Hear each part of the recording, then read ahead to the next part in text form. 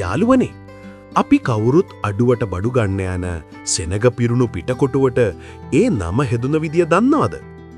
මේ නමේ තේරුම හරිම සරලයි. ඒ තමයි කොටුවෙන් පිට outside the fort කියන එක. අතීතයේ පෘතුගීසි සහ ලන්දේසි කාලයේ කොළඹ කියන්නේ මහා කළුගල් පවුරකින් වටවුණු දැවැන්ත බලකොටුවක්. ඒ බලකොටුව ඇතුලේ ඒ කියන්නේ අද World Trade Center තියෙන හරියේ හිටියේ යුරෝපීය නිලධාරීන් විතරයි.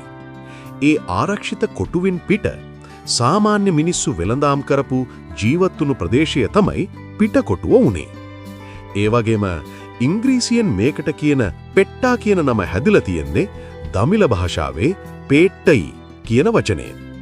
ඒකේ තේරුම බලකොටුවකට පිටටන් ඇති වෙළඳ නගරය කියන එකයි. කොටු පවුර කැඩී ගියත් අදටත් අපි ඒකට පිටකොටුව කියනවා.